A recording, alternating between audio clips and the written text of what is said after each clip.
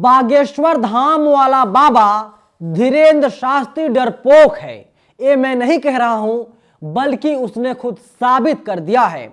आखिर वो क्या मजबूरियां थी कि बागेश्वर धाम वाले बाबा को नागपुर से भागना पड़ा और अब पूरे देश में चर्चा का विषय बना हुआ है। ये बागेश्वर धाम वाला बाबा कब तक अंधविश्वास फैलाएगा, पूरी जानकारी आगे मैं विस्तार से आपको बताऊंगा। नमस्कार, मेरा नाम है नवीन कुमार नंदन और आप देख रहे हैं इंडिया इंटरनेशनल न्यूज। हमारे देश में तमाम बाबा आते रहते हैं और जाते रहते हैं। तमाम बाबा ऐसे हैं जो समय समय पर एक्सपोज होते रहते हैं और इस कड़ी में एक नए बाबा का नाम जुड़ गया है। इसका नाम है धीरेन्द्र शास्त्री, जो कहता है कि मुझमें बहुत शक्तियां हैं, जो कहता है जो मैं चाहूं वो हो जाए। नाम है धीरेन्द्र शास्त्री। आप इसकी तस्वीर को देखिए, अभी युवा है, नौजवान है, लेकिन कई केंद्रीय मंत्रियों के साथ ही कई गृह मंत्रियों को अपना शिष्य बना चुका है। नितिन गडकरी हो या नरोत्तम मिश्रा, ये लोग बाबा से आशीर्वाद लेने के लिए पहुंचते हैं और सच्चाई यही है, बाबा पाखंडी हैं। सवाल यहां पर यह भी खड़ा होता है, नितिन गडकरी नरों में सबसे उत्तम नरोत्तम मिश्रा जी क्या आशीर्वाद लेने के लिए बाबा धीरेन्द्र शास्त्री के पास जाते हैं या कोई और मकसद है? बाबा धीरेन्द्र शास्त्री तो दावा बहुत बड़ा बड़ा करता है, ये कहता है उसके पास अपार शक्ति है, लेकिन ये नागपुर गया हुआ था। नागपुर जैसे पहुंचा वहां पर राम कथा होनी थी, 13 तक राम कथा चलनी थी, लेकिन ये बाबा 11 तारीख को वहां से फरार हो गया। इसके खिलाफ केस दर्ज कर लिया गया, इसे चैलेंज दिया गया था।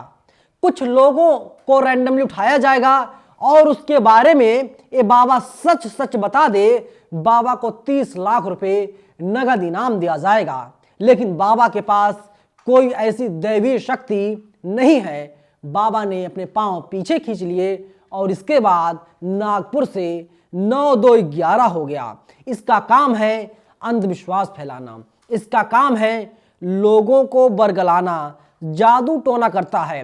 लल्लन टॉप ने खबर छापी है, धीरेन्द्र कृष्ण शास्त्री जगह जगह जाकर श्री राम कथा करते हैं, साथ में अपना एक दिव्य चमत्कारी दरबार लगाते हैं।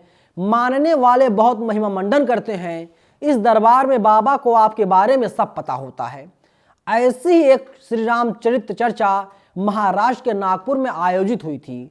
तय तो था कि ये कथा 13 जनवरी तक चलनी थी, लेकिन 2 दिन पहले यानी 11 जनवरी को ही संपन्न हो गई। क्यों?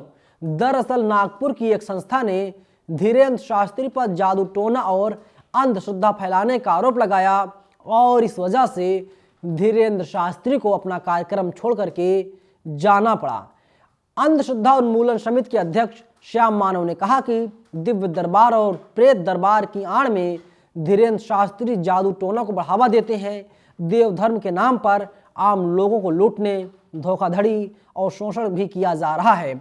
समिति ने पुलिस से मांग की है धीरेन्द्र शास्त्री पर कार्रवाई हो। आगे लल्लन टॉप लिखता है, अंधश्रद्धा उन्मूलन समिति का कहना है कि उनकी तरफ से धीरेन्द्र शास्त्री को 30 लाख रुपए का चैलेंज दिया गया था। कहा कि वो उन लोगों के बीच दिव्य चमत्कारी दरबार लगाएं और अगर वो दावा करते हैं कि सबके बारे में सब जान लेते हैं तो सच बताएं। अगर वो उनके बारे में सच सच बता देंगे, उन्हें भेंट स्वरूप 30 लाख रुपए इनाम दिया जाएगा। लेकिन धीरेन्द्र ने चैलेंज स्वीकार नहीं किया और तो और 2 दिन पहले ही दिव्य चमत्कारी दरबार लगाए बिना नागपुर से चले गए। इस मुद्दे पर समिति धीरेन्द्र शास्त्री का जम करके विरोध कर रही है और अब बाबा का बयान सामने आया है। बाबा ने कहा है, बागेश्वर धाम का जो बाबा है धीरेन्द्र शास्त्री, उसका बयान आया, उसने कहा है कि हाथी चले बाजार, कुत्ते भौंके हजार। अरे धीरेन्द्र शास्त्री, पैर दबा के क्यों भाग गए? अगर तुम में वास्तव में दम था, तुम में वास्तव में दैवीय शक्ति है, दिव्य शक्ति है, तो तुम बता देते, क्यों डर गए? इसका मतलब है तुम डरपोक हो और जानते हो कि तुम्हें एक तरीके से शह दिया जा रहा है बीजेपी के द्वारा।